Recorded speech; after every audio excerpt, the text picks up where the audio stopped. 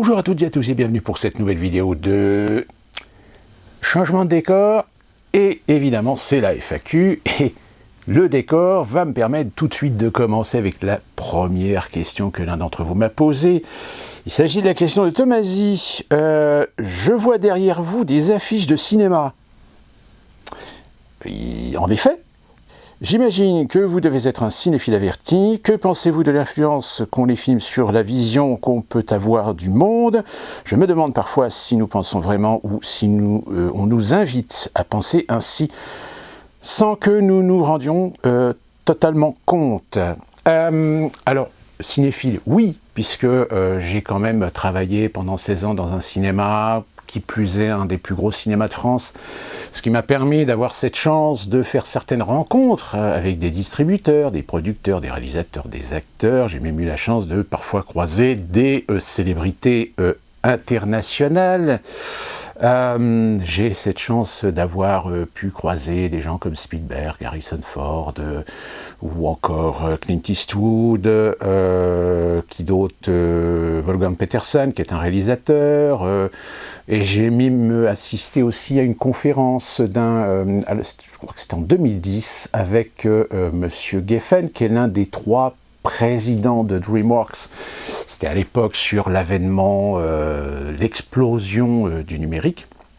Et donc, de fait, oui, le cinéma, je suis tombé dedans quand je devais avoir à peu près 10-11 ans. À partir de 10-11 ans, j'allais au moins une fois au cinéma par semaine. Donc, ce qui m'a permis, évidemment, à mon adolescence, c'était des films essentiellement américains, c'était les blockbusters de l'époque, etc. Donc oui, je suis de la culture cinématographique des années 80. Et puis assez rapidement, je me suis intéressé aussi au cinéma français, hein, évidemment. Alors pas uniquement que les comédies, mais aussi les films dramatiques, etc. Donc ce qui m'a permis de découvrir aussi des réalisateurs, aussi bien américains, français, européens, etc. Puis au fil du temps, voilà. Quand on s'abreuve de films, on aime bien voir d'autres horizons, on aime bien voir d'autres styles cinématographiques. Donc même encore aujourd'hui, dans la mesure de ce que je peux trouver, je peux très bien voir des blockbusters américains, comme je peux aussi voir des films français, des comédies, des dramas, des films policiers évidemment, hein. Comme ça peut m'arriver aussi de voir des films nordiques, des films britanniques, allemands, espagnols, un peu italiens, mais aussi du russe aussi, et évidemment les films japonais et surtout coréens, surtout la Corée en ce moment, Corée du Sud, qui est un cinéma qui est véritablement en train d'exploser parce que finalement c'est un cinéma qui nous offre quelque chose de neuf, quelque chose avec une vision différente, une narration différente, etc., qui commence à intéresser le grand public, qui commence à avoir un petit peu marre de voir un petit peu toujours la même chose. Et de ce fait, oui, pour votre question, il est évident que le cinéma n'est pas qu'uniquement qu'un moyen de divertissement, c'est aussi un moyen de faire passer des messages, c'est-à-dire faire de la propagande, de faire de l'idéologie, très clairement. Je pense que ça, de toute façon, il y a un certain nombre de films où il est évident que on arrive par voir un certain nombre de thématiques, un certain nombre de points dans le scénario, de par des personnages, de par des situations, qui ont fâcheuse tendance, évidemment, à mettre en avant certaines idéologies. Sauf qu'évidemment, depuis quelque temps, force est de constater que, oui, le cinéma est devenu de plus en plus un outil idéologique. Force est de constater, surtout depuis quelques années, où qu'est-ce qu'on voit? On voit en France de plus en plus de films qui mettent en avant la diversité. On a aux États-Unis de plus en plus de films qui mettent en avant le féminisme. Il suffit de voir cette année, on a quand même un nombre incalculable de films qui mettent en vedette des personnages, des femmes badass, hein. On a quand même eu, cette année, il y a eu Jolt avec Kate Beckinsale, il y a eu Kate, qui est, je ne sais plus le réalisateur, qui est un film qui est pas mal d'ailleurs. Je vous mets l'affiche ici, si vous avez l'occasion de le voir, allez-y, parce que c'est un film qui est un peu à mi-chemin entre du Crank, que peut-être vous avez vu que c'était en France, c'était je crois Haute Tension, avec Jason Statham, et du Tarantino, hein, tout simplement. Donc ça c'est un film qui est assez intéressant. On a récemment aussi Protégé aussi qui est sorti avec Maggie Q qui est voilà une femme badass. Donc oui, évidemment le cinéma aujourd'hui met en avant beaucoup plus les femmes, aussi du LGBT. Évidemment, force est de constater que ça aussi, ça commence aussi à se mettre en avant dans le cinéma. Donc oui, bien sûr que le cinéma est un outil pour véhiculer, alors à tort ou à raison, bon an, mal an, subtilement, maladroitement, avec talent, ou des fois très clairement avec une subjectivité absolue, comme ce fut le cas d'ailleurs pour ce film dont je ne me souviens plus le titre, qui était cette jeune femme qui décide de se faire un petit peu une sorte de vengeance envers les hommes, etc.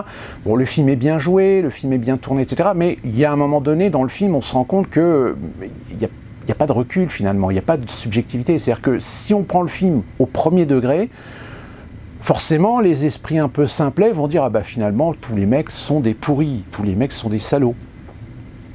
Donc oui, en effet, ce qui est assez amusant, c'est que ceux qui reprochent au cinéma d'avoir été trop violent, d'avoir véhiculé ou banalisé la violence, le problème c'est que c'est ces mêmes gens aujourd'hui qui légitiment que le cinéma soit plus intrusif, inclusif. Sauf que le problème c'est qu'à un moment donné, tout dépend qui le fait, tout dépend qui réalise, tout dépend l'histoire, etc.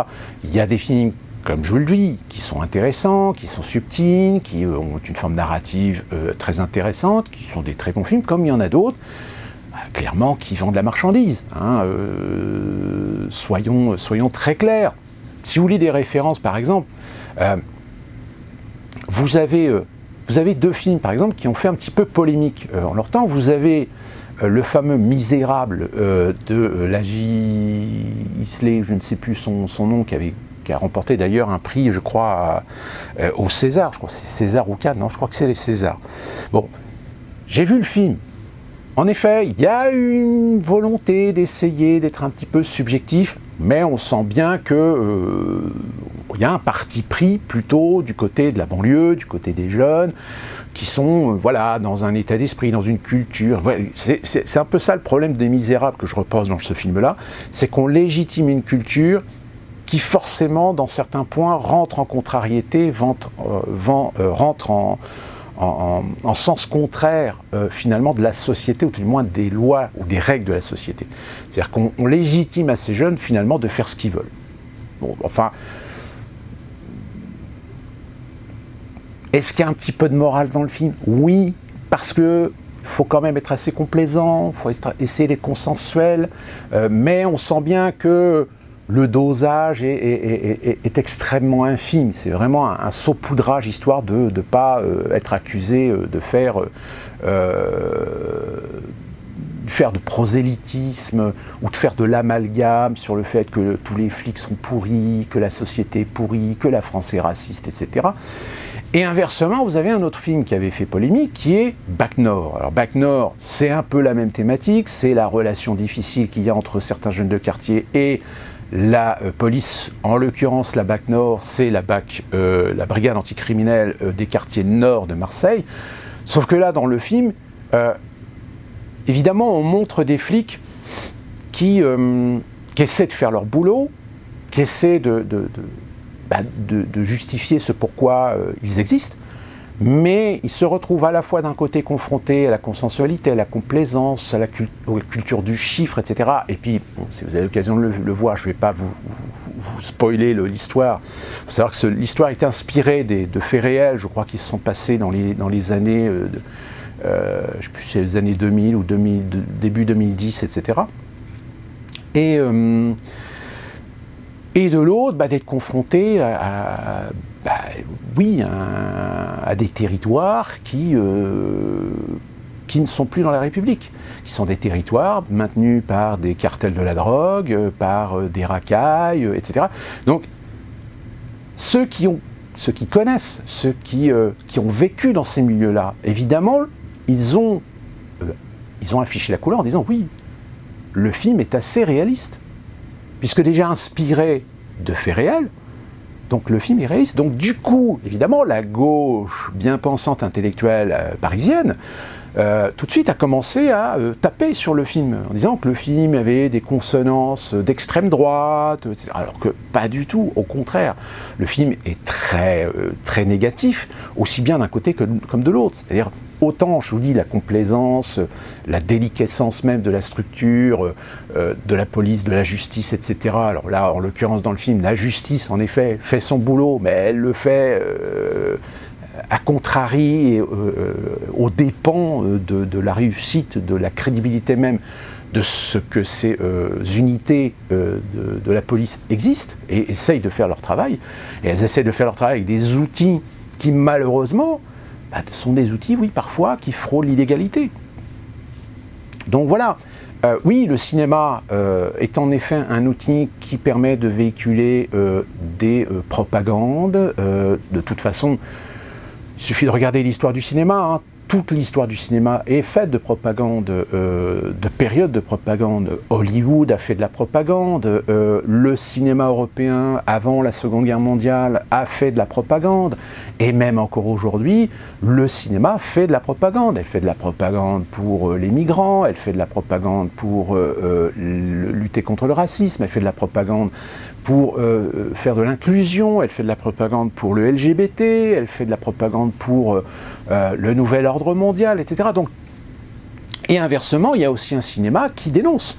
Il y a aussi un cinéma qui ose mettre le doigt là où ça fait mal, qui ose essayer d'éveiller les esprits à certaines situations, à certains contextes, à certaines histoires, à certaines réalités. Donc, c'est ça que je pense que quand on est cinéphile et qu'on ne se contente pas uniquement que ce que l'on veut bien vous montrer dans les salles de cinéma, etc., et que en allant chercher un petit peu dans les sentiers battus, eh bien des fois vous trouvez des films qui démontrent qu'il y a bien une balance dans le cinéma. Sauf que évidemment cette balance, elle n'est pas grand public. Le grand public aujourd'hui, c'est les films qui essaient de faire des entrées, c'est des films qui doivent faire des recettes, c'est des films dans les gros multiplex, c'est des blockbusters, et ça va s'accentuer encore plus, puisque comme je vous avais fait une vidéo déjà où je vous ai expliqué le problème de la guerre entre les salles aujourd'hui et le streaming, il est évident que les salles de cinéma aujourd'hui, tout du moins les grands groupes de cinéma, puisque je rappelle, en France, vous avez deux types de cinéma, vous avez les cinémas d'exploitation nationaux, grand public, commerciaux, et les cinémas d'art-essai. Les cinémas d'art-essai qui, eux, sont subventionnés. Et d'ailleurs, sans ces subventions, ces cinémas ne pourraient pas vivre, ne pourraient pas exister. Et donc, les grands cinémas, les grands groupes, eux, aujourd'hui, vont essayer de faire de plus en plus des gros blockbusters, c'est-à-dire des films qui attirent du monde, parce que ils ont besoin de faire du chiffre, hein, tout simplement. Et puis, de l'autre, vous avez les cinémas d'art-essai qui restent encore aujourd'hui les seuls cinémas qui vous proposent une diversité de films. Sauf que là aussi, il y a une petite bagarre en France où on essaie de glisser les films d'art-essai auteurs français, évidemment. C'est ces films qui, finalement, coûtent des millions d'euros, mais qui ne rapporteront jamais rien et qui sont, en règle générale, sans vous mentir, dans 90% de la production des films d'art-essai, des films d'auteurs français, ils ne sont absolument pas rentables. Ils peuvent l'être si le distributeur réussit à vendre le film à l'international, sur le marché de la vidéo, sur évidemment les contrats de diffusion de télé, etc. Pas seulement français, mais à l'international aussi. Mais en règle générale, tous ces films-là sont déficitaires. C'est des films qui se font à perte. Mais c'est votre argent qui finalement permet de sauver ce cinéma qui peut continuer à faire entre 200 et 250 films par an, je crois. Donc voilà, oui, le cinéma permet de véhiculer, permet de conditionner, permet d'ouvrir les yeux sur certaines choses, permet d'inciter des interrogations, que ce soit par du cinéma de fiction, par de l'adaptation historique, par de l'adaptation de faits réels, comme aussi le cinéma documentaire. Parce que le cinéma documentaire existe aussi. La preuve, c'est que là, récemment, est sorti le nouveau documentaire réalisé par je ne sais plus qui, mais qui est aussi coproduit, je crois, par François Ruffin, dans le même style un peu qu'il avait fait sur Merci Patron, sur sur Bolloré, je crois, et qui s'attelle cette fois-ci à cette fameuse lutte qu'il a fait pour donner une revalorisation sur les métiers des femmes de ménage, surtout dans la capitale, qui était surexploitée finalement. Donc voilà pour répondre à cette question. Si vous avez des conseils à demander de films, eh bien n'hésitez pas, hein, vous pouvez poser des questions et j'essaierai au mieux de ma filmographie de vous conseiller sur des films qui permettent d'enrichir un petit peu la compréhension de certaines choses, comme j'avais déjà fait, je vous avais déjà montré quelques films de référence, et je referai d'autres vidéos avec des films que je vous recommande chaudement à voir, le cas échéant. Et tout de suite on passe à la seconde question. Seconde question, Pierre Auger, bonsoir, pourriez-vous faire une vidéo sur le procès de l'assassinat de Thomas Sankara et mettre en lien peut-être avec plus tard celui de Kadhafi et la France-Afrique en général? Oui, on pourrait faire ça, mais alors je ferai une vidéo qui survolerait vraiment le sujet parce que c'est un sujet extrêmement vaste qui demande de poser les historiques, de poser les influences, de poser les enjeux qui sont à la fois économiques, sociaux, politiques concernant l'Afrique. J'ai envie de dire que s'il y a quelqu'un que je peux vous recommander sur ces thématiques-là, qui est quelqu'un de très engagé, je vous l'admets, c'est Kémy Séba. Kémy Séba, qui est un promoteur de la Panafrique, qui défend les valeurs de l'Afrique, alors que c'est un Français, c'est un Afro-Africain français né en France, mais qui, à mon sens, a un discours qui s'entend sur le fait que s'il y a une volonté demain d'essayer de redonner de l'indépendance à l'Afrique, et quand je dis de l'indépendance à l'Afrique, c'est plus généralement de l'indépendance envers tous ces pays qui, au final, sont un petit peu pieds et poings liés justement par les empires occidentaux d'une manière générale. Alors ça touche à la fois l'Afrique, ça touche aussi l'Amérique centrale et l'Amérique du Sud avec les États-Unis, qui fait énormément d'influence,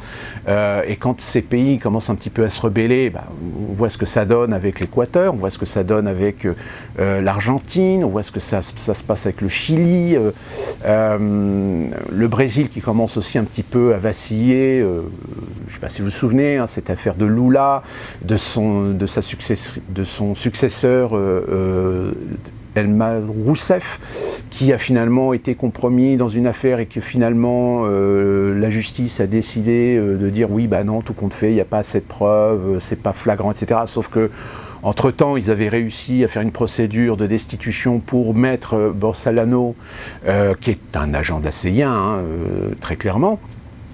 En Afrique, c'est pareil, hein. En Afrique, surtout la France qui a quand même un historique, qui a quand même une présence, une influence dans ce qu'on appelle la France-Afrique, joue aussi ses intérêts.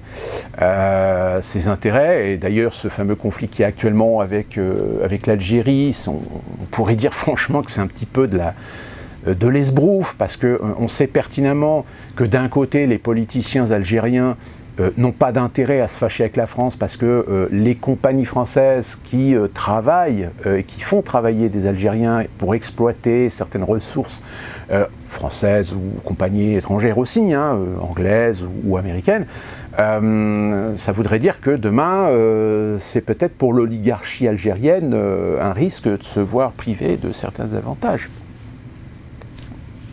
De corruption, évidemment. Donc, et c'est un peu partout pareil. Je veux dire, l'Afrique, qu'on soit très clair, l'Afrique est un continent extrêmement riche. Il y a beaucoup de ressources, il y a beaucoup de matières premières, sauf que malheureusement, il y a deux choses qui posent problème. Le problème, c'est l'évolution des civilisations, des mentalités, des cultures de ces pays, qui sont encore, excusez-moi, je vais peut-être choquer les gens, mais qui me semblent encore un petit peu archaïques, un petit peu féodales sur certains principes. Même si il y a eu la colonisation, on en fait tout un pataquès sur tous les aspects négatifs, etc. Sauf que Je rappelle quand même pour les Algériens que sans la colonisation française, l'Algérie n'existerait pas, puisque c'est quand même la France qui a créé l'Algérie en 1878, si ma mémoire est bonne. Et d'ailleurs, même des Africains eux-mêmes admettent que c'est dommage qu'on ne puisse pas augmenter les relations, les intérêts, les interactions avec la France, parce que, évidemment, pour une certaine élite africaine, c'est l'opportunité de reprendre le pouvoir. Autrement que ce qu'elle fait actuellement. Donc en effet, quand des fois ça dérape un peu, quand des fois ça commence à prendre un peu trop d'ampleur dans des mouvements indépendantistes, dans des mouvements souverainistes, etc., qu'est-ce qu'on fait? Les pantins qu'on a laissés en place pendant des années, on décide tout simplement de les dégager. Alors, de les dégager de façon différente, soit de les faire assassiner, soit de faire des coups d'État, soit de créer comme des printemps arabes. Qu'on soit bien clair sur la chose. Donc concernant Thomas Sankara, oui, de toute façon, on est certainement sur ce même modèle-là. Donc oui, en effet, peut-être ça fera l'objet d'une vidéo pour poser un petit peu les bases de ce problème que l'on a encore avec ces pays-là. Que officiellement, auprès du grand public, on joue la carte du développement, on joue la carte des pays en voie de développement, on joue la carte de donner leur indépendance économique à ces pays, etc., qu'il faut arrêter les influences, qu'il faut arrêter les impérialismes occidentaux, etc. Ça, c'est des beaux discours, c'est des discours de salon. Mais dans la réalité, à partir du moment où il y a des intérêts économiques, où il y a des mainmises, il y a des monopoles sur des exploitations de certaines ressources minières, gazières, pétrole, etc., on ne va pas lâcher le morceau. On n'est pas idiot quand même. Donc en effet, peut-être que ça fera l'objet d'une prochaine vidéo. Nadège Avril, bonsoir et merci pour ce morceau de soleil. Sous couvert de sanitaire ou de lutte contre le séparatisme, on nous passe des choses énormes. Bref, je voulais vous demander ce que vous pensez des pénuries en Asie et au Liban. Aurions-nous un risque aussi de manquer d'électricité au cours des prochains mois? Alors, le lien entre les pénuries et le Liban, oui, en effet. Alors, concernant le Liban, comme vous le savez, de toute façon, j'en ai déjà parlé, le Liban, c'est un pays qui aurait pu devenir une plaque tournante relationnelle, économique, politique, géopolitique, voire religieuse, entre l'Occident, l'Asie et l'Orient. Sauf qu'évidemment, dans la région, il y a des gens qui n'ont pas intérêt à voir le Liban reprendre une position dominante, c'est-à-dire une place financière importante. Je rappelle, pour que vous compreniez bien, le Liban, je crois, avant la Seconde Guerre mondiale, c'était plus de 70% de la population chrétienne. Fin de la Seconde Guerre mondiale, 1945-47, création de l'État d'Israël, exode d'un certain nombre de Palestiniens vers le nord, et aujourd'hui, après une guerre qui est la résultante aussi de ces conflits ethnico-religieux entre chrétiens et musulmans, présence du Hezbollah au Liban, aujourd'hui, les chrétiens ne représentent plus que un petit peu plus de 40% de la population. Ça fait réfléchir sur l'idée de grand remplacement.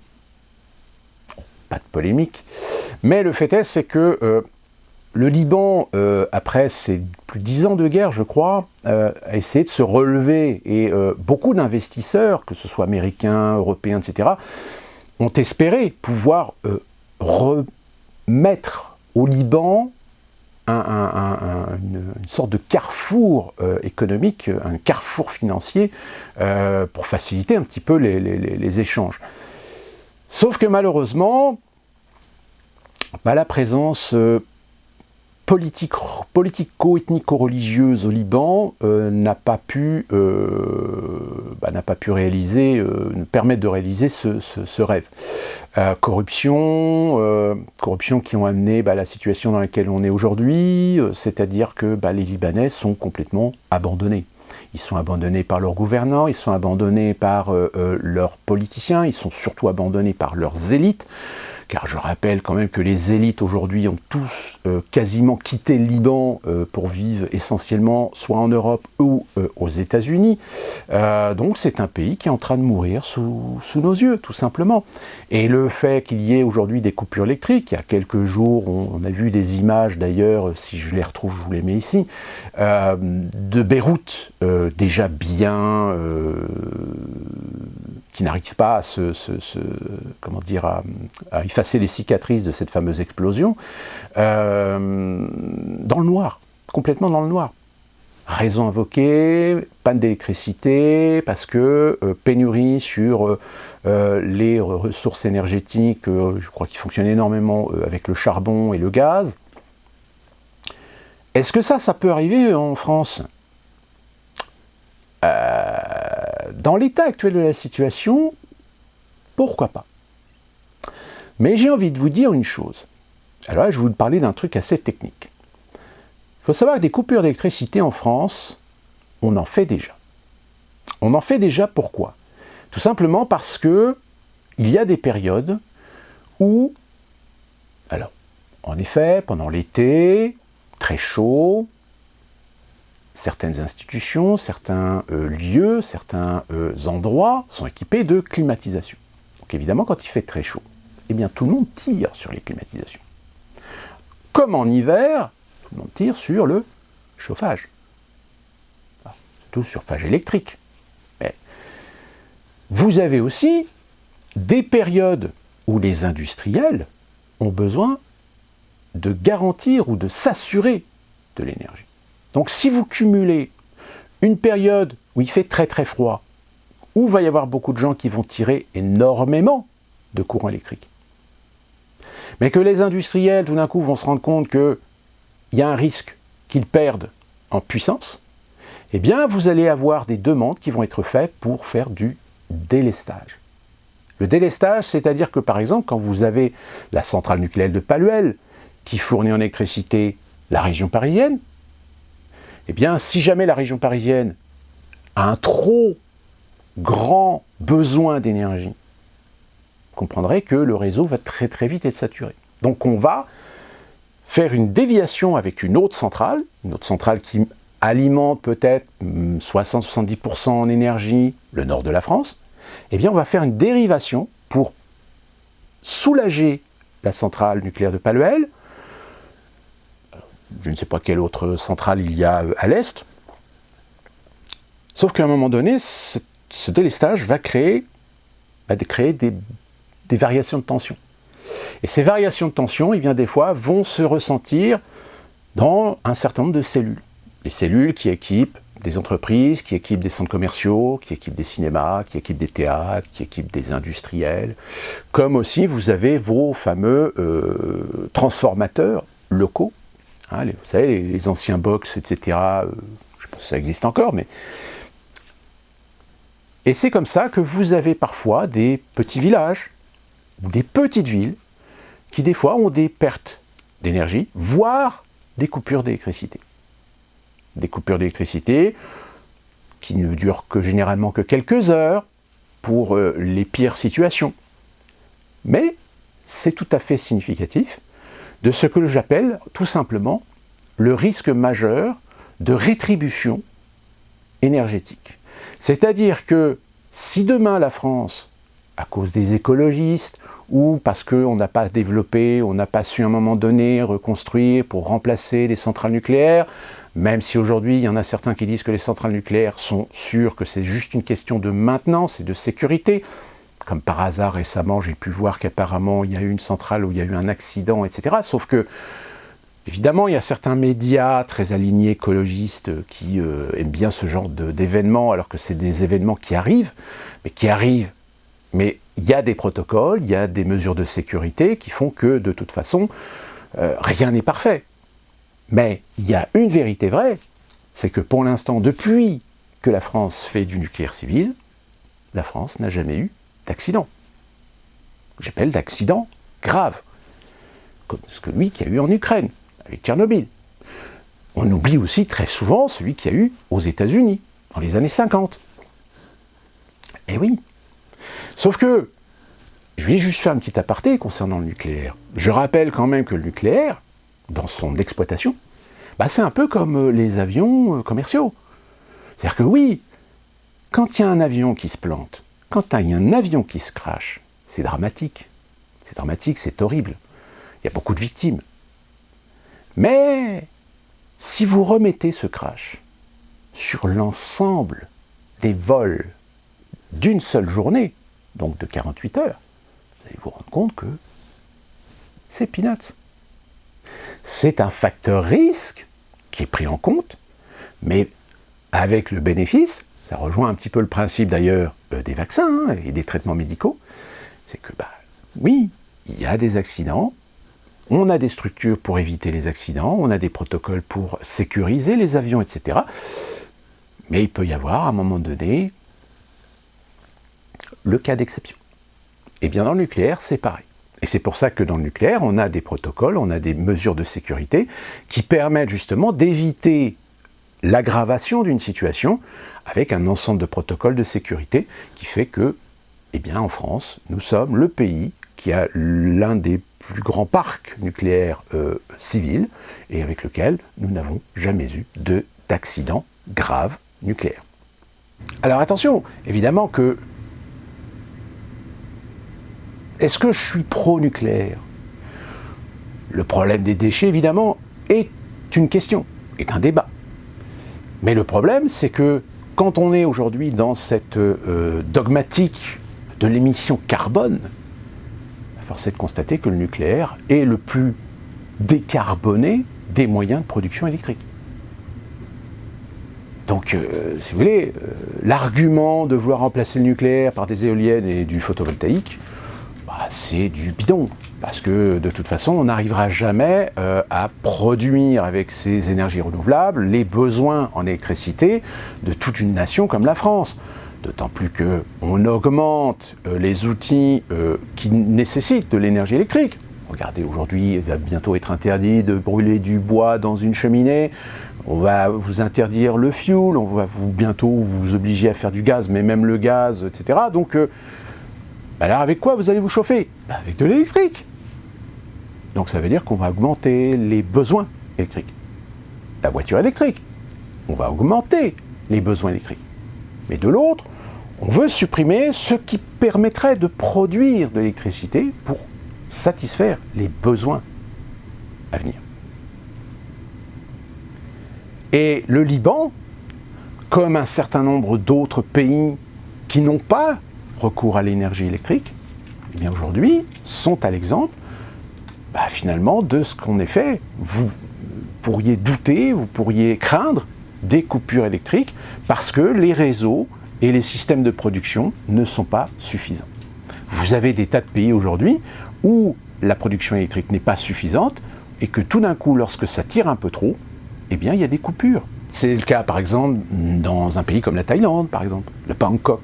Bangkok est la capitale de la Thaïlande, eh bien, des quartiers de Bangkok subissent régulièrement des coupures électriques parce qu'ils n'ont pas les outils de production suffisants pour satisfaire à l'ensemble des besoins de la population.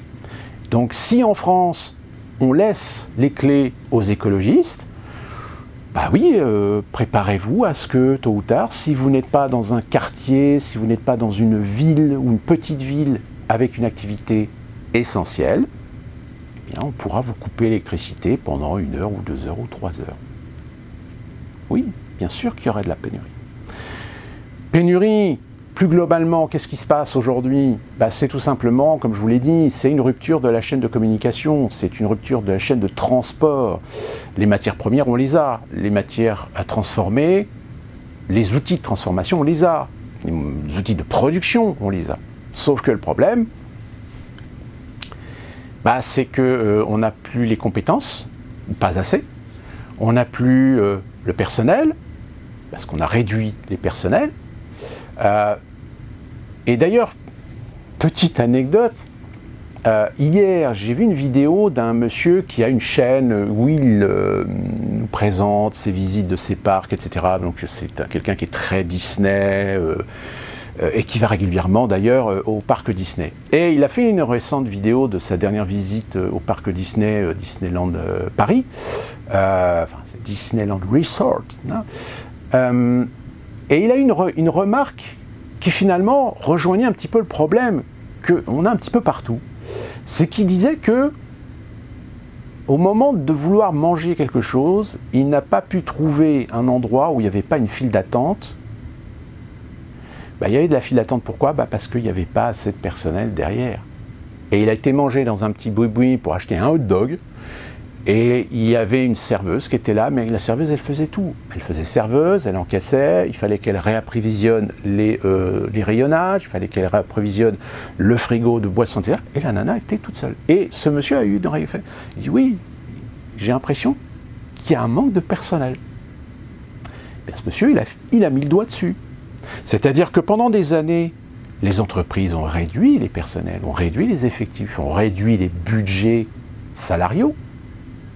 Sauf que, au retour, après les lockdowns, après les quarantaines, après les confinements, eh bien, il y a des entreprises, exactement comme aux États-Unis, qui n'ont pas retrouvé leur personnel qualifié. Pourquoi ? Parce que le personnel qualifié, eh bien, ils ont trouvé d'autres boulots pendant les confinements.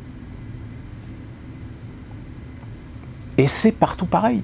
Donc du coup, les entreprises, pour essayer de compenser, elles sont obligées de chercher des gens. Elles proposent des emplois. Sauf qu'elles sont dans la merde, parce qu'elles proposent des emplois qui étaient tenus par des gens qui étaient formés, qui étaient compétents, qui avaient les savoir-faire, qui avaient les connaissances. Et là, ils sont obligés de prendre des gens. Si avec un petit peu de chance, ils arrivent à trouver ou à retrouver des gens qu'ils ont peut-être eu il y a quelques années, qui ont encore quelques notions, etc., ou qui ont déjà des expériences, ou qui ont déjà des compétences dans le domaine. Très bien. Sauf que le problème, c'est que les gens qui ont les savoirs, les compétences, etc., ils ont des exigences salariales qui sont à la hauteur de leur mérite, de leurs compétences. Et comme malheureusement les entreprises disent « Ah ben non, vous comprenez que si on vous embauche, c'est au salaire minimum. » Les gens disent « Non, désolé, hein, mais ça ne m'intéresse pas. Si vous me voulez avec mes compétences, etc., c'est tel prix. Mais si vous ne voulez pas mettre le prix parce que vous me dites, vous, vos grilles, vous ne pouvez pas y toucher, les restrictions, les budgets, tout le tralala, ça ne m'intéresse pas. » Donc voilà, je veux dire, la pénurie, elle est aussi dans la main-d'œuvre. Donc à partir du moment où la pénurie est dans la main-d'œuvre, dans toute la chaîne, vous n'avez plus assez de camionneurs pour transporter vos camions, vous n'avez plus assez de dockers pour décharger les bateaux. Hein, là, on a entendu hier que apparemment le port de Long Beach de Californie, qui est le port où arrivent toutes les marchandises de Chine, par exemple, ils ont trouvé un accord avec les dockers pour payer des heures supplémentaires. C'est-à-dire que, je rappelle, aux États-Unis, le taux horaire maximum, c'est 40 heures. 40 heures sur un même métier. Hein, donc, les Américains peuvent cumuler deux métiers et faire 80 heures. Ça, là-dessus, c'est pas un problème. Mais dans une activité, dans un emploi, une entreprise ne peut pas faire travailler plus de 40 heures un salarié. Donc là, ils ont trouvé un accord pour que les salariés fassent au moins 50 ou voire 60 heures par semaine. Parce que ils ne trouvent pas. Donc, du coup, oui, les bateaux n'arrivent pas, les conteneurs ne sont pas déchargés en temps et en heure, donc les marchandises n'arrivent pas en temps et en heure. Quand je dis marchandises, c'est aussi bien les marchandises matières premières à transformer que les produits finis, produits manufacturiers, etc. Et puis, il y a un autre phénomène aussi qui vient de nous tomber, c'est que les grandes enseignes, vu que il y a une augmentation, parce qu'évidemment, vu que les armateurs, vu que ceux qui ont les bateaux avec les super gros porte-conteneurs, etc., il faut savoir que le temps, c'est de l'argent. C'est-à-dire que quand un porte-conteneur arrive à un port, il doit, en 48 heures, débarquer et repartir. S'il reste bloqué au large parce qu'il n'y a pas assez de dockers, parce qu'il n'y a pas trop de bateaux, parce que... les armateurs, ils perdent de l'argent. Donc pour ne pas perdre de l'argent, qu'est-ce qu'ils font ? eh ben, ils augmentent le mètre cube sur leur bateau. Donc du coup, là, vous avez des grandes enseignes comme Walmart aux États-Unis, Coca-Cola, etc., qui sont en train de tout simplement de se lancer dans une alternative, c'est-à-dire qu'au lieu d'avoir recours aux porte-conteneurs, ils sont en train d'avoir recours à ce qu'on appelle les vraquiers. Les varquiers ou les vraquiers? Non, les vraquiers. Les vraquiers, ce sont ces gros bateaux avec des gros tonnages dans lesquels vous pouvez mettre de la marchandise. Alors, ça peut être du charbon, du blé, etc. Ça peut prendre différents types de marchandises. C'est pour ça qu'on les appelle les vraquiers, parce qu'ils peuvent prendre des marchandises en vrac. Parce que ça revient moins cher. C'est pas forcément très judicieux parce que vu qu'en règle générale, chez les vraquiers, vous avez quand même un pourcentage de compagnies qui ne sont pas forcément très très honnêtes et très très au courant ou très très respectueux des règles de sécurité. Par exemple, le bateau qui avait été arrêté à Beyrouth et dont la cargaison avait été déchargée était un vraquier, par exemple. Donc je vous laisse imaginer un petit peu la situation. Donc les pénuries, oui, elles sont la conséquence d'un côté d'une pénurie de main-d'œuvre, d'une pénurie de fragilisation finalement du système sur lequel on est installé depuis maintenant plusieurs décennies, c'est-à-dire le flux tendu, c'est-à-dire qu'il n'y a pas de stock. Sauf que le problème, oui, le coup où vous avez une pandémie ou le coup où la pandémie perturbe toutes les chaînes de production, et vous vous retrouvez en rupture de produits. Rupture de produits, rupture de matières premières pour faire de la transformation. Du coup, vous ne pouvez pas faire de la transformation, donc du coup, vous ne pouvez pas servir vos clients qui, avec les produits finis, font de la production, etc. etc. C'est-à-dire qu'en fait, là, on est dans une situation où, en fait, c'est le grain de sable qui vient d'enrayer la mécanique. Parce qu'on a une mécanique qui, pour réduire les coûts, pour garder les marges, pour garder les bénéfices, etc., n'a plus aucune issue, n'a plus aucune sortie de secours, n'a plus aucune alternative. Donc du coup, flux tendu sur les stocks, le jour où votre fournisseur lui-même n'est pas fourni, et n'est pas livré en temps et en heure, etc., vous avez des produits où vous êtes en manque. Alors aux États-Unis, c'est pas trop flagrant parce que, comme je vous l'ai dit, dans les supermarchés, il y a 2 tonnes de supermarchés, il y a 2 tonnes de chaînes de supermarchés, il y a un certain nombre de produits qui sont absents. Mais comme ils ont des gammes de produits, donc vous pouvez trouver des produits alternatifs. Comme par exemple actuellement, vous pouvez aller dans les supermarchés, il y a encore du PQ. Donc là-dessus, il n'y a pas de souci. En revanche, dans les réseaux de distribution en France, la question se pose. Le fait est, c'est qu'en plus de ça, vu que les supermarchés, les grands centres commerciaux, etc., eux aussi sont en crise aujourd'hui. Ils sont en crise, pourquoi? Parce que les grandes enseignes qu'ils avaient réussi à faire venir, parce que c'était les seuls à pouvoir subvenir, à payer les loyers, les bails de surface dans ces grands centres commerciaux, même aujourd'hui, ces grandes chaînes de distribution, elles sont malades. Donc elles se retirent. Et du coup, il va se passer en France la même chose qui se passe aux États-Unis, c'est que vous avez des grands malls aujourd'hui, qui peinent désespérément à remplir leur surface. Je crois qu'aujourd'hui, en moyenne, aux États-Unis, les malls sont remplis à 70% d'une manière générale. C'est-à-dire qu'il reste encore des espaces qui sont vacants, où il n'y a pas de preneurs. Et en plus de ça, il y a beaucoup de centres commerciaux, il y a beaucoup de grands malls américains qui ont été conçus sur la base de la présence de grandes enseignes, de grands magasins. Alors, le grand magasin aux États-Unis, vous avez Macy's, vous avez JCPenney, vous avez Burlington, vous avez... il y a une autre enseigne dont je ne me souviens plus du nom, vous avez Target, vous avez etc. Sauf que pareil, ces grands magasins-là aujourd'hui, l'e-commerce, le numérique, leur a très très sévèrement coûté très cher. Donc aujourd'hui, ces grandes enseignes sont en train de quitter, sont en train de fermer certaines unités, des unités qui finalement ne rentrent pas suffisamment d'argent et ne sont pas suffisamment rentables. Ne serait-ce que pour vous donner l'exemple, dans mon secteur, on a Northlake, on a Carolina, on a South Park, on a Burlington, on a 5, 6, 7, on a 7 grands malls dans la grande périphérie. Sur les 7 grands malls, chaque mall avait au moins un JCPenney, un Macy's, etc. Celui du sud, JC Penney est parti. Celui qui est pas très loin de chez moi, JC Penney est parti. Un autre, Macy's, est parti. Mais en plus, c'est des grands magasins, donc c'est des grandes surfaces. Ces grandes surfaces qu'aujourd'hui, il y a très peu d'enseignes qui peuvent louer des grandes surfaces comme ça. Ce n'est pas les petits magasins ou les petites surfaces, genre ce que vous pouvez trouver dans vos grands supermarchés, hormis évidemment les grandes enseignes type Auchan, Géant, je ne sais pas si Géant existe toujours d'ailleurs, mais Carrefour, Intermarché, etc. Donc voilà, c'est un phénomène de toute façon qui est en mutation, sauf qu'il y en a qui n'ont pas encore compris la mutation. Si aux États-Unis, la mutation, il y en a qui l'ont compris, c'est-à-dire qu'aujourd'hui, ils construisent des grands malls, mais c'est des grands malls où il y a tout dedans, c'est-à-dire que vous pouvez faire votre shopping, vous pouvez manger, il y a du divertissement, vous avez des manèges, vous avez des salles de jeux, vous avez des cinémas, même en France, il y en a certains aujourd'hui qui commencent à faire revenir, comme dans les années 70, ça se faisait, des cinémas dans les centres commerciaux. Vous avez même des structures de santé. Vous avez des cabinets de médecins, des ophtalmos, des dentistes, etc. C'est-à-dire que c'est devenu des lieux de vie, finalement, où il y a tout, quasiment tout. Vous avez des garderies pour les enfants, vous avez même des lieux pour faire garder vos animaux, si vous avez besoin, etc. Donc ça, c'est ce qui va venir en France.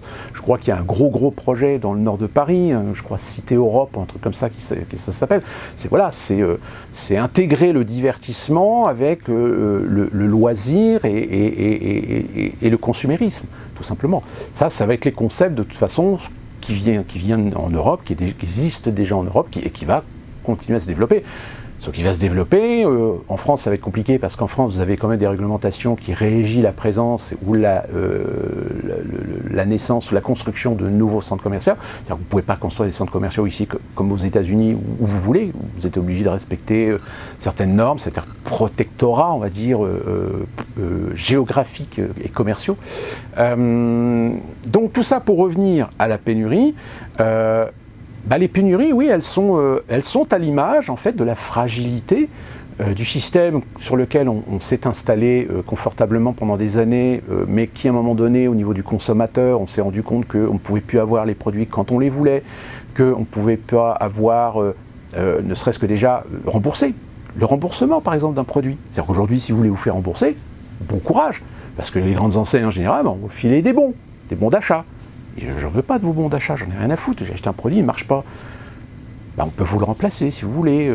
Oui, mais j'en veux plus, moi je veux vous me remboursiez. Ah oui, me comprenez, on ne peut pas vous rembourser, parce que, parce qu'à partir du moment où votre carte bleue, paf, elle passe dans le lecteur, l'argent que vous donnez au magasin pour l'achat d'un produit, l'argent est déjà expédié pour fournir des plans d'investissement, des plans de placement, etc. Donc évidemment, ils ne peuvent pas vous rembourser. Bien sûr qu'ils le peuvent, mais ils feront toujours tout ce qui est possible et inimaginable pour vous empêcher de pouvoir vous faire rembourser.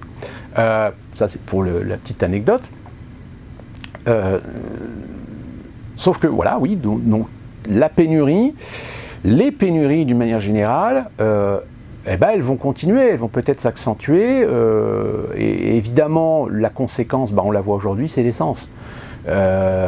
Nous aussi aux États-Unis, ça y est, nos stations sont arrivées à 3,04 $ le gallon, et j'ai vu qu'en France on est bientôt à 2 € le litre. Là apparemment samedi prochain il y a des appels pour que les gilets jaunes reprennent les ronds-points ou que les gens aillent manifester, etc. Ouais, mais comme je vous l'ai dit, de toute façon, ils en ont rien à foutre. Ils en ont rien à branler, donc vous pouvez les manifester si vous voulez, mais même si c'est une période d'élection, etc., regardez ce qui se passe. Vous avez des politiciens aujourd'hui qui sont en train de vous séduire avec des propos à 2 balles que des Français naïfs croient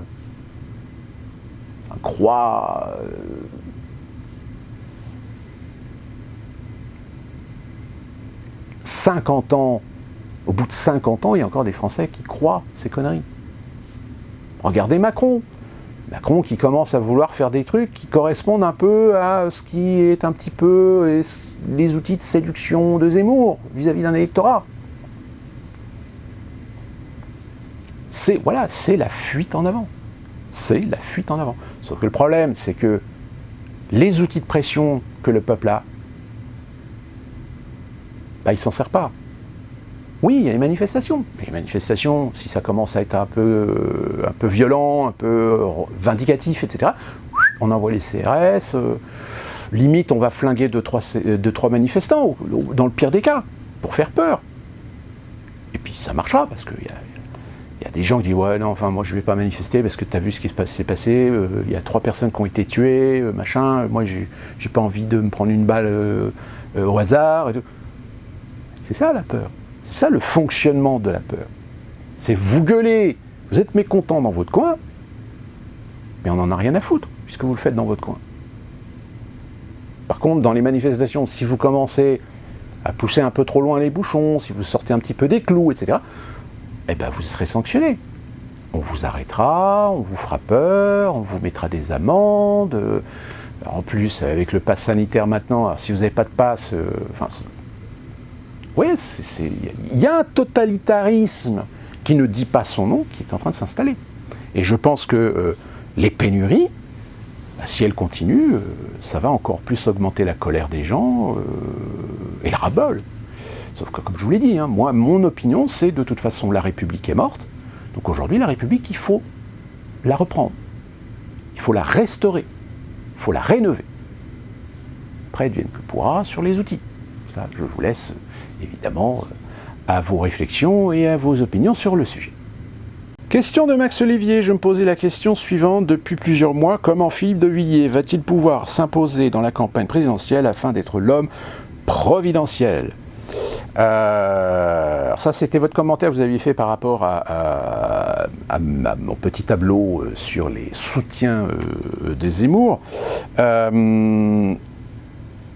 Voilà, la réponse arrive doucement. Zemmour prépare le terrain, ne se déclare pas et laissera la place à De Villiers sous prétexte qu'il n'est pas Éric Zemmour n'est pas fait pour la politique. On aura ainsi Zemmour à l'Élysée, mais dans l'ombre.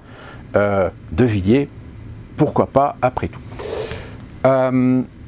Là-dessus, je reste assez réservé. Je ne sais pas véritablement ce que les De Villiers, je dis bien les De Villiers, c'est-à-dire les deux frères, ont comme intention dans la campagne présidentielle. Est-ce qu'ils vont se rallier derrière Zemmour? C'est possible. Est-ce qu'ils vont avoir un rôle? C'est possible. Est-ce qu'éventuellement Zemmour pourrait, je dis bien pourrait, finalement élaguer le terrain pour De Villiers? Pas sûr. Je pense que là, les investissements qui sont faits sur Zemmour, à mon sens, démontrent que c'est Zemmour qui va y aller. Est-ce qu'il y va dans l'intention d'y aller, ou est-ce qu'il y va dans l'intention de jouer le rôle de prête-nom ou de remplaçant de Marine Le Pen? C'est un peu le scénario qui commence à se profiler. C'est-à-dire, les mondialistes, ceux qui ont mis Macron en place, ont un peu peur que finalement, cette fois-ci, peut-être qu'il y ait une chance que Marine Le Pen passe. Donc pour s'assurer qu'elle ne passe pas, on la remplace. On la remplace par qui? Par Zemmour. Zemmour qui attire encore plus de véhémence, sur lequel on applique toutes les étiquettes nauséabondes. Force est de constater. Donc un second tour Zemmour-Macron, il y a de fortes chances qu'en effet, ce soit une opportunité pour Emmanuel Macron de se faire réélire. En revanche, comme je vous l'ai expliqué dans une autre vidéo, mon autre scénario serait que Zemmour, ce soit tout simplement le Macron 2.0. C'est-à-dire qu'une partie des mondialistes décide de passer la seconde, c'est-à-dire de ne plus attendre un processus trop lent et d'y aller carrément au forceps. Et pour y aller au forceps, c'est tout simplement créer le chaos dans les sociétés. Et Zemmour, force est de constater que ce serait peut-être, on pourrait dire à l'image que aussi Marine Le Pen, mais Zemmour aujourd'hui attire beaucoup plus de haine que Marine Le Pen.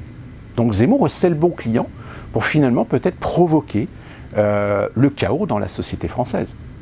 Et du fait du chaos, etc. Alors je ne vais pas revenir sur tout le scénario, etc. Je l'ai déjà expliqué dans une précédente vidéo. Mais pour ce qui concerne les De Villiers, oui, je pense qu'ils ont un rôle. Parce que je rappelle, les De Villiers sont des atlantistes. Donc c'est-à-dire ce sont des gens qui sont systématiquement et automatiquement adoubés par les Américains, par Washington. Donc ce sont des options. Alors peut-être pas immédiates, peut-être dans quelques années, allez savoir. Mais je pense que sincèrement, pour l'instant on n'a pas toutes les données pour vraiment se lancer dans des spéculations et s'assurer que ces spéculations sont fortement probables. On ne peut faire que de la probabilité, en effet, tout en sachant que ces probabilités, elles sont évolutives au fur et à mesure du temps, au fur et à mesure des événements, au fur et à mesure des acteurs, au fur et à mesure de ce que les médias aussi vont faire.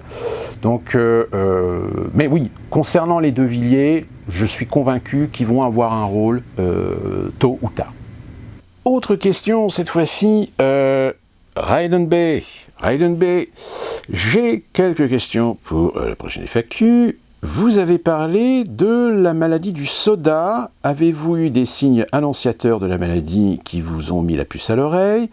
Comment votre femme réagit à votre passion autour de la création des vidéos sur YouTube? Vous pensez que la coupure des services de Facebook était là pour faire du nettoyage avant que les autorités enquêtent? Que pensez-vous du royalisme et de l'idée d'avoir une personne responsable du pays avec la notion de préserver le pays pour le léguer à ses enfants? À l'inverse, que pensez-vous d'une démocratie directe basée sur la blockchain où les citoyens pourraient voter leurs lois avec l'appui d'un gouvernement gestionnaire? Merci pour votre travail d'information. Merci beaucoup pour ce compliment. Alors, je vais commencer par les deux dernières questions. Pour répondre à cette question-là, c'est bien simple, ces deux questions, elles ont un point commun. Si on imagine demain voir remettre une royauté, une monarchie en France, en effet, sur le papier, de dire si un monarque a le pouvoir à un moment donné de taper sur les doigts de politiciens élus, etc., parce qu'ils ne respectent pas les valeurs fondamentales de la Constitution, la souveraineté, la sauvegarde du peuple, de sa... Oui, en effet, sur le papier, ça pourrait fonctionner. Sur le papier. Parce que le problème, c'est que, imaginons un scénario où, après une révolution, on remettrait par exemple un monarque. C'est-à-dire, comme vous le dites, quelqu'un qui, d'une autorité suprême, avec une transmission par hérédité,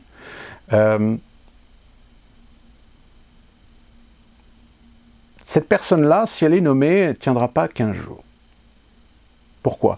Tout simplement parce que vous avez en Europe ce qu'on appelle le Gotha européen. Le Gotha européen, c'est toutes les grandes familles toutes les monarchies.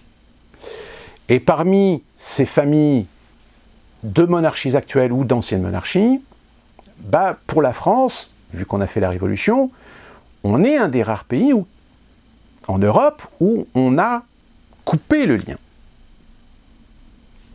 Sans faire de mauvais jeu de mots, on a aussi coupé la tête du dernier roi. Dernier roi d'une monarchie absolue. Monarchie absolue qui est arrivée, je crois, après Philippe le Bel, suite à des problèmes justement d'organisation, de logistique au niveau de la gestion du royaume, etc. Puisque les rois qui ont succédé par la suite, ils ont régné dans un régime constitutionnel. Que ce soit Louis XVIII, que ce soit Louis-Philippe, que ce soit même, je ne sais plus quel autre dernier monarque qui a été mis en place entre la fin du Second Empire avec Napoléon III. Je ne me souviens plus de son nom. Enfin bref. Il y avait la République, c'est-à-dire qu'il y avait un Parlement, une représentation populaire, etc. Si on considère qu'en France, on pourrait remettre une monarchie, comme je vous l'ai dit, la personne qui s'autoproclamerait roi ne tiendrait pas 15 jours. Pourquoi? Parce que vous avez encore des familles, dans le Gotha européen, qui sont titulaires de l'héritage des grandes familles monarchiques de France. Alors, il n'y en a que 4. De mémoire. La plus connue, la plus réputée, c'est évidemment les Bourbons.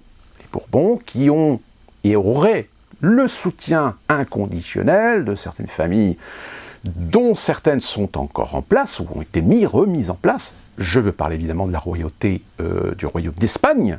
La famille espagnole est une famille issue des Bourbons. Vous avez ensuite les Orléans qui auraient évidemment la légitimité de réclamer le trône de France. Vous avez, alors là par contre, j'émets un gros doute, et je vous laisse, à certains d'entre vous peut-être, me confirmer la chose, vous avez les Valois aussi. Mais les Valois, je crois que c'est vraiment des branches assez lointaines. Donc c'est pas des directs. C'est-à-dire que même s'il y avait un Valois ou un lié aux Valois qui revendiquerait le trône de France, il serait supplanté de toute façon par les Bourbons, les Orléanais, parce que c'est les plus légitimes. Ou sinon, vous avez après les Bonaparte. Oui, il existe toujours des Bonaparte, dont le direct est un Louis de Bonaparte d'ailleurs. Mais bon, les Bonaparte, de toute façon, je crois Louis Bonaparte, le dernier de la lignée, enfin l'avant-dernier puisqu'il a des enfants maintenant, mais avait bien expliqué que de toute façon, quoi qu'il arrive, etc., il était hors de question de remettre le doigt ou le pied dans les affaires politiques de la France pour éventuellement remettre en place un empire bonapartiste. Enfin, non, là-dessus, c'est impossible. Donc, forcément, ça sera de la lignée. Donc, de la lignée qui est forcément dans le courant mondialiste. Donc remettre une monarchie en France, c'est laisser tomber. C'est même pas la peine. C'est même pas la peine parce que vous n'aurez pas l'individu justement. Vous n'aurez pas l'individu sage, en abnégation, etc. pour l'intérêt de la patrie, du peuple français, de ses intérêts, etc. Ils n'agiraient pas dans ce sens-là. Ils agiraient sur l'Europe. Et après, en ce qui concerne alors là, une constitution, une république participative, là pareil, c'est compliqué parce que vous êtes confronté à deux choses qui me paraissent essentielles. Même si on a un exemple avec la Suisse, où la Suisse fait énormément usage de la votation. La votation, c'est l'équivalent du référendum. Le problème, c'est que les Suisses, c'est une population qui est beaucoup moins importante que la France. Organiser des référendums réguliers sur des sujets importants, j'ai envie de dire, mais on l'a déjà. Nous avons cet outil. Cet outil s'appelle le référendum. Sauf qu'évidemment, si vous élisez des gens qui ne sont pas dans cet état d'esprit de défendre l'intérêt de la France, dans l'intérêt du patriotisme, dans l'intérêt souverainiste, etc., ben on le voit, depuis 2005, on ne vous a jamais demandé votre avis sur certaines questions, pourtant, qui étaient des questions importantes. En revanche, on a demandé l'avis par vos représentants, puisque la Constitution le permet. Quand François Hollande propose à la nation de mettre le budget de la France à l'audit de l'Union européenne, de la Commission européenne, il aurait pu très bien faire un référendum là-dessus. Il ne l'a pas fait. Il l'a fait directement au Parlement. Or, comme le Parlement, évidemment, que ce soit une majorité de gauche, une majorité de droite, ou centristes, etc., de toute façon, la majorité d'entre eux sont des européistes. Donc la question ne se pose même pas. Et vous le verrez, de toute façon, si l'Union européenne demain fait un décret sur l'obligation vaccinale, le Parlement français, ce sera juste une formalité, il dira oui. Un point, c'est tout. Même si encore, là récemment, le Sénat a finalement retoqué le projet de loi des socialistes au Sénat sur l'obligation vaccinale. Ils l'ont fait tout simplement parce qu'ils ne peuvent pas légiférer sur une obligation vaccinale tant que les vaccins ne sont pas homologués tant à l'échelle européenne qu'à l'échelle nationale. Sinon, ça posera un problème. Sachant que l'Australie vient de faire le premier pas. L'Australie est sur le processus de l'obligation vaccinale. C'est l'Australie. Ils font ce qu'ils veulent. Donc, là-dessus, ça posera un problème de structure. Et j'ai envie de dire, et c'est là que je fais le lien entre la royauté et la démocratie participative, c'est que finalement, on en reviendra toujours au même problème. C'est le problème de l'homme. C'est le problème humain. C'est le facteur humain. C'est-à-dire que sur le papier, oui, c'est génial, c'est super, ça marche bien, à condition que vous ayez une correspondance de mentalité, de culture unique. Si tous les Français avaient le même niveau d'éducation, le même niveau d'intelligence, le même niveau de culture, oui, en effet, une démocratie participative fonctionnerait à merveille. Mais ce n'est pas le cas. Ce n'est pas le cas tout simplement parce que si tout le monde était identique, alors même l'idée même de contestation, de critique, n'existerait plus. Puisqu'il n'y aurait pas d'opposition, il n'y aurait pas de divergence de débat, il n'y aurait pas de divergence de point de vue. À la limite, le référendum d'ailleurs, ou le vote participatif, n'existerait même pas, puisqu'il n'y aurait pas besoin. Puisqu'il n'y a pas de débat, puisqu'il n'y a pas de critique, il n'y a pas de contradiction. Donc, à partir du moment où vous avez de la contradiction, à partir du moment où vous avez de l'idéologie politique, à partir du moment où vous avez du partisanisme idéologique, est-ce qu'un référendum, sur beaucoup trop de sujets, peut faire avancer les choses? Pas sûr. Pas sûr parce que, de toute façon, on ne peut pas faire machine arrière. La société française est une société qui a été consumérisée, qui a été individualisée, qui a été hypersensibilisée sur une partie, toute une partie de nouvelles générations. Et donc, forcément, il y a certains sujets sur lesquels, et d'ailleurs on le constate déjà sur les réseaux sociaux, où des gens ont des opinions, mais des opinions qui ne sont fondées sur rien. C'est-à-dire que c'est des opinions consuméristes, c'est, comme je vous l'avais donné l'exemple, il suffit qu'un homme politique vous dise demain, si je suis élu, je vous mets le SMIC à 1800 € net par mois. Combien sont ces Français qui vont dire ah génial, oui, je vais être pour lui, mais qui ne vont pas se poser la question, attends, 1800, ok, tu le trouves où l'argent?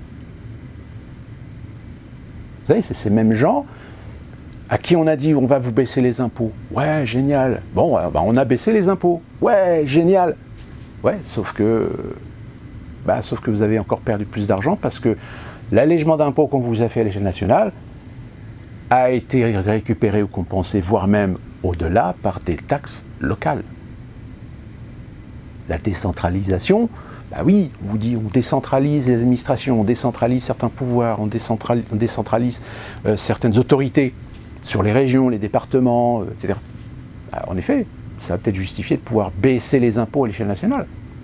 Mais les collectivités locales, les régions, les départements, elles se retrouvent avec plus de frais, plus de dépenses.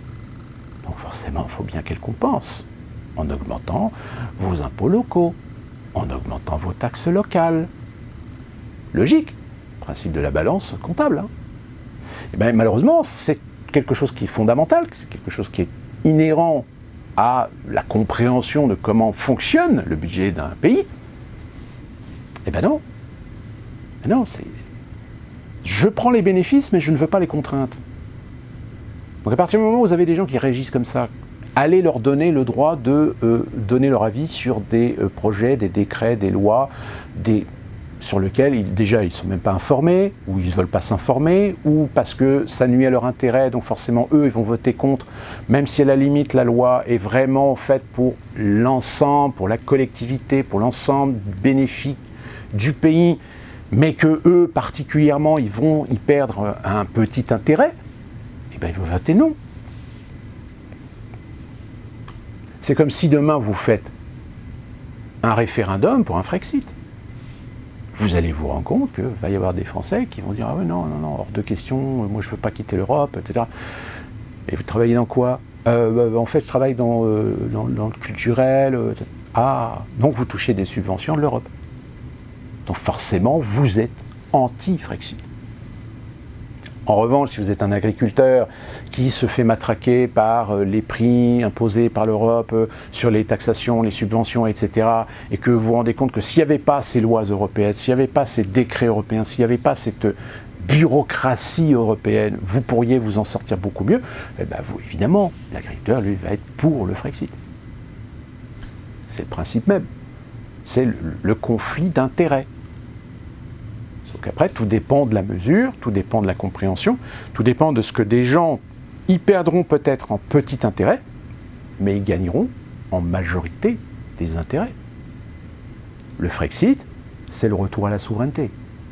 c'est le retour à l'autorité de l'État sur l'ensemble des décisions budgétaires, économiques, financières.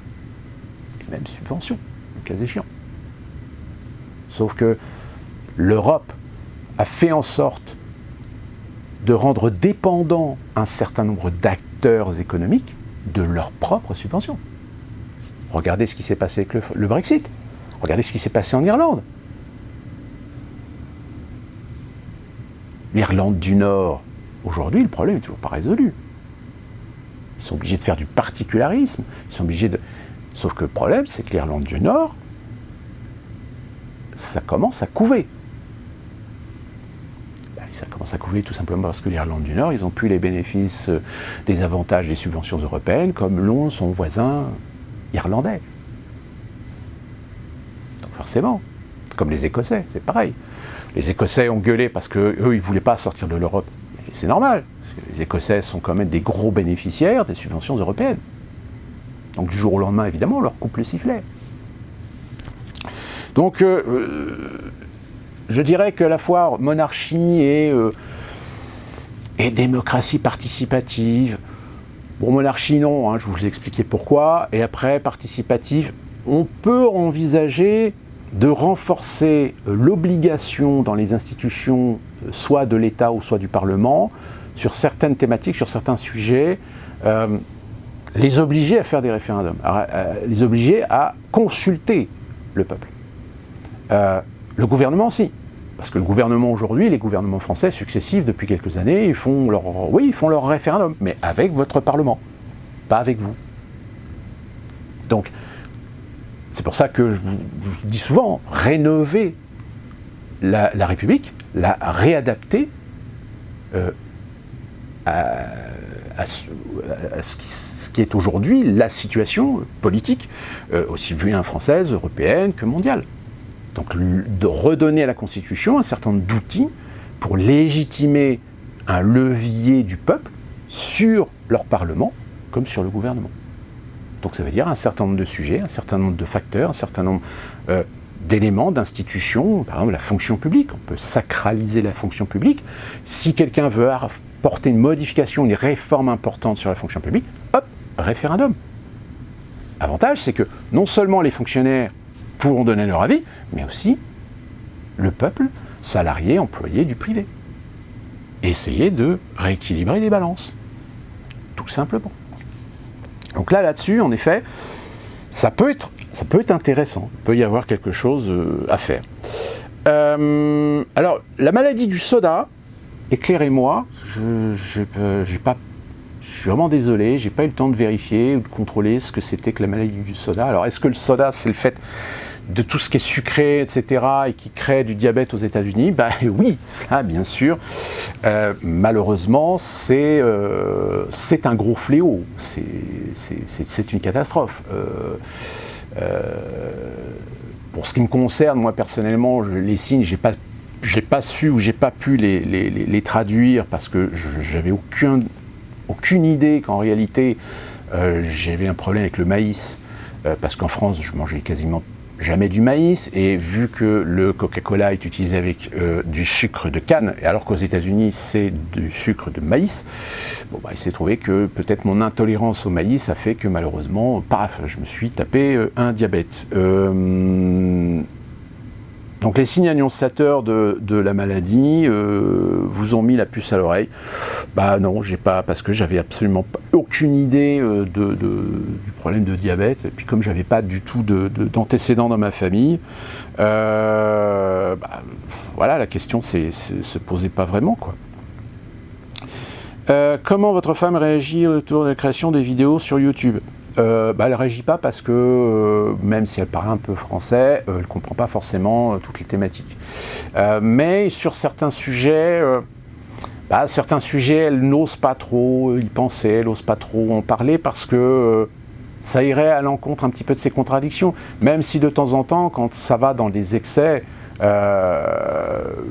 on parle par exemple des woke, ma femme est une progressiste, mon beau-frère est gay, donc si vous voulez, sur certains sujets où ça touche ces domaines-là, ils sont quand même en retrait, ils sont quand même réalistes, ils sont quand même modérés. Donc forcément, quand ça part en couille, puis que ça devient n'importe quoi, ma femme fait partie de ces démocrates aujourd'hui aux États-Unis qui sont désespérés d'avoir été obligés de voter pour un croulant comme Joe Biden. Donc, mais voilà, ils sont tombés en effet dans le piège du vote contre Trump, comme en France, tout le monde a voté, enfin beaucoup de Français ont voté Macron sans vouloir voter Macron, mais parce qu'ils ont voté contre Le Pen. Et ça fera exactement le même scénario certainement en 2022. Vous pensez que les coupures de service de Facebook étaient là pour faire du nettoyage avant que les autorités enquêtent? Je ne sais pas. Je ne sais pas.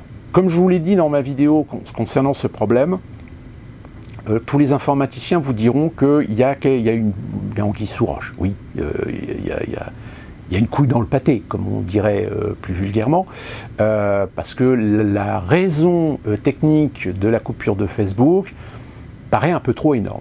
C'est-à-dire que là, il faudrait vraiment que ce soit le pire des abrutis qui est appuyé sur la mauvaise touche ou qui ait fait la mauvaise commande pour effacer tous les liens, tous les systèmes, pour permettre justement au réseau de pouvoir trouver ses chemins sur les données, sur les datas au niveau des serveurs. Le fait est, c'est qu'évidemment, ça arrive en plus à un moment donné où il y a eu la fameuse audition de cet ancien employé de Facebook qui a quand même balancé pas mal de trucs et qui a suscité évidemment l'intérêt à la fois des sénateurs tant républicains que démocrates qui étaient affectés à la question. Donc vous dire, est-ce qu'il y a eu un nettoyage? Nettoyage, je ne sais pas. Le fait est, c'est qu'il y a apparemment une mise à jour, par contre, du script de Facebook qui a été opérée. Alors, je ne sais pas si en France, vous avez déjà les mises à jour, et si vous avez déjà, pour ceux qui ont Facebook, pu constater ces mises à jour. Ce sont des mises à jour d'outils supplémentaires, etc. Mais bon, fausse manip, pourquoi pas, mais c'est énorme. C'est énorme. Je veux dire, quand on fait une mise à jour sur un site qui fonctionne 24 heures sur 24, 7 jours sur 7, 365 jours sur 365, vous ne mettez pas n'importe qui derrière le pupitre. Donc il s'est passé quelque chose. Quoi? On n'en sait rien, on ne le saura peut-être jamais. Parce qu'évidemment, il y a un intérêt commercial aussi à ce que ça se ne sache pas.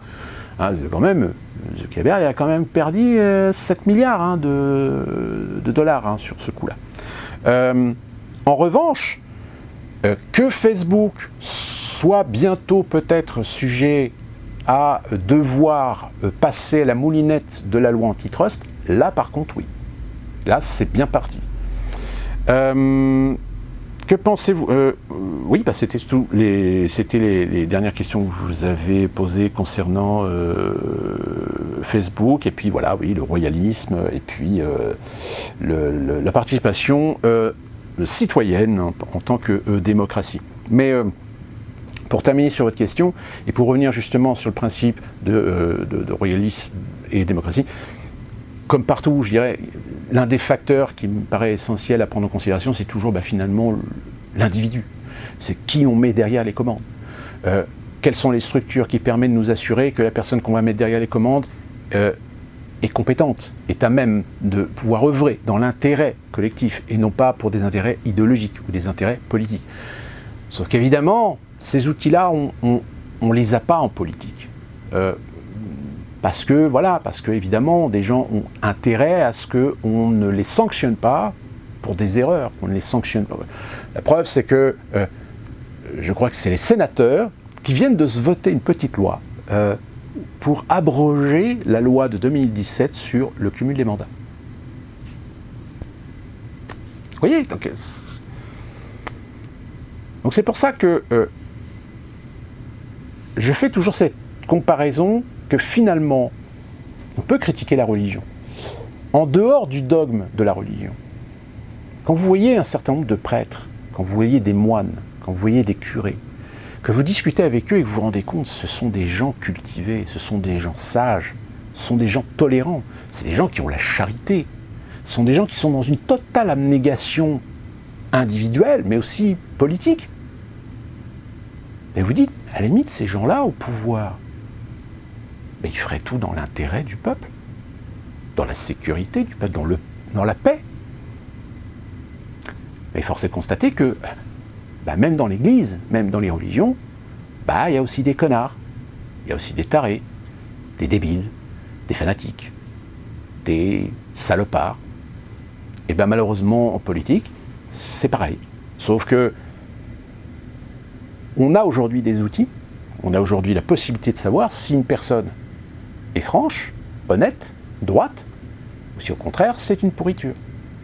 Ce qui est encore plus vrai quand vous avez, par exemple, à la télévision, un député qui vous dit lutter contre la corruption, lutter contre la fraude fiscale, ça a toujours été mon combat, etc.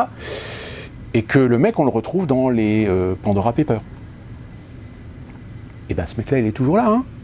Il n'a pas démissionné. Il est toujours sur les plateaux de télé. Ce qui est encore pire, c'est qu'il n'y a aucun journaliste, etc. Il dit, mais au fait, c'est vous qui disiez que... Alors que... Ne fais pas à autrui ce que tu n'aimerais pas qu'il te fasse. Un des commandements. Sauf que le problème, c'est que il y en a, les commandements, ils sont torchés le cul avec. Et enfin, pour terminer, je vais juste reprendre une petite question qui avait été... l'intervention qui a été faite par l'un d'entre vous, qui est Sepsello, qui est sur la vidéo que j'avais faite sur Zemmour, je crois, sur le débat Zemmour-Mélenchon. Vous aviez dit comment pouvez-vous trouver le débat de bonne qualité alors qu'il a réuni deux personnes qui sont d'accord sur le principe de rester dans l'Europe.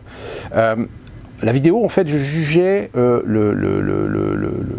je jugeais pas le contenu, je jugeais la forme, c'est-à-dire la façon dont ils ont débattu, la façon dont ils ont accordé à chacun le temps qui leur était imposé, on va dire, pour pouvoir exprimer leurs idées, etc. Après, comme je l'ai dit dans la vidéo, les contenus, après, ça dépend des sensibilités, ça dépend de chacun. Et oui, en effet, le problème, c'est que pour l'instant, les deux ne parlent pas de Frexit. Les deux veulent rester dans l'Europe. Un reste un peu sur la position du oui, peut-être renégocier les traités, rediscuter les traités, etc. Bon, sauf que Mélenchon, comme le dit François Asselineau de façon très juste, c'est que de toute façon, même pour changer un point ou une virgule dans le traité de Lisbonne, il faut l'accord de la majorité, même pas la majorité, de l'ensemble des pays membres, c'est-à-dire 28 pays membres. Et puis, comme je vous l'ai dit dans les précédentes vidéos, Zemmour, pour l'instant, ne veut pas sortir, mais s'il dit qu'il ne veut pas sortir, ça ne veut pas dire qu'il ne le fera pas, qu'il ne trouvera pas un prétexte, qu'il ne trouvera pas une raison de ne pas le faire. Encore une fois, pour s'écarter les colères ou les foudres des pro-européistes, comme on a pu les voir quand il a fallu faire le référendum en 2005 sur la Constitution européenne. Je rappelle, que dans d'autres pays, ils ont aussi dit non, sauf qu'on les a fait revoter pour qu'ils finalement ils disent oui. Donc là, il n'y a pas de démocratie. Je veux dire, et c'est pour ça qu'ils ont été très rageux finalement avec la Grande-Bretagne, parce qu'ils espéraient pouvoir trouver une faille juridique, constitutionnelle, pour essayer de peut-être remettre un autre référendum et peut-être réussir à manipuler son monde pour inverser la vapeur du Brexit. Mais ils ne sont pas arrivés. C'est bien forcé de tenter, mais ils n'y sont pas arrivés quand même. Donc, voilà pour cette foire aux questions. Si j'ai oublié l'une de vos questions, je vous prie de m'en excuser parce que, encore une fois, certains d'entre vous m'ont posé des commentaires ou des questions qui ne sont pas apparus dans mon dashboard. C'est-à-dire que j'ai eu des mails de notification, donc j'ai essayé de me souvenir des mails que j'avais reçus. Donc si jamais j'ai oublié des questions d'entre vous, n'hésitez pas de les reposer dans les commentaires et j'y répondrai dans une prochaine vidéo. Ne vous en inquiétez pas, je ne vous oublie pas. Et puis voilà, je pense que pour l'instant c'est tout pour cette longue vidéo de FAQ. De toute façon, vos questions et les réponses que je vous ai données, c'est des réponses qui restent toujours un petit peu en suspens parce que c'est des sujets qui évoluent. C'est des sujets qui dans le temps, de toute façon, vont être à la fois sujets idéologiques, sujets politiques, sujets conflictuels aussi à ce niveau-là, puisque de toute façon, l'époque est ce qu'elle est. En revanche, il y a une chose qui est certaine aujourd'hui, et sur laquelle je pense qu'il y a encore des gens qui ne l'ont pas compris, c'est que le monde d'avant Covid, c'est fini. Il est mort. Aujourd'hui, il va falloir se préparer à un monde différent, avec des règles différentes. Preuve en est, c'est que M. Attal a confirmé que le prolongement du pass sanitaire va certainement être demandé au Parlement jusqu'au 31 juillet. 31 juillet. Troisième dose. Hein. Vous verrez, comme je vous l'ai dit dans la précédente vidéo, c'est tous ceux qui sont aujourd'hui dans l'inconscience de dire oh, j'ai mes deux doses, donc j'ai mon pass, donc ceux qui n'ont pas de pass, je m'en fous, moi j'ai le pass, donc je peux aller partout, etc.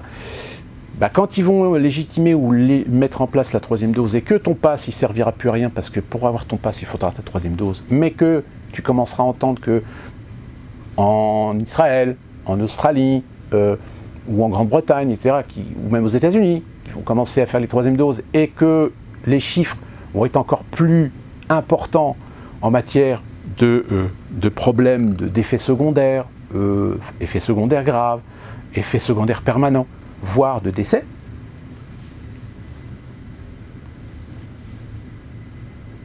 Alors attention, encore une fois de plus, hein, je vous rassure, la proportion reste encore acceptable sur le principe du bénéfice-risque.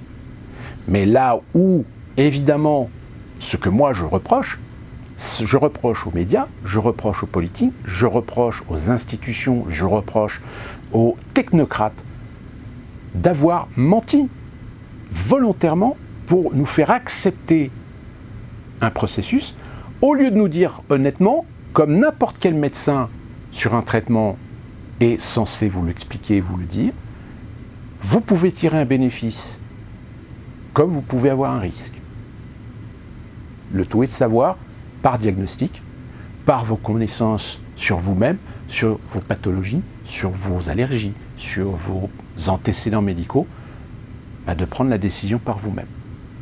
Sauf que, évidemment, comme ils sont dans l'absolue nécessité de vouloir absolument vous faire vacciner, et qu'évidemment derrière il y a tout le lobbying des laboratoires qui, je rappelle, se sont fait des putains de milliards de bénéfices, logique, et qu'on a même AstraZeneca qui essaie de revenir dans la course aux États-Unis en essayant de valider par la FDA son médicament préventif.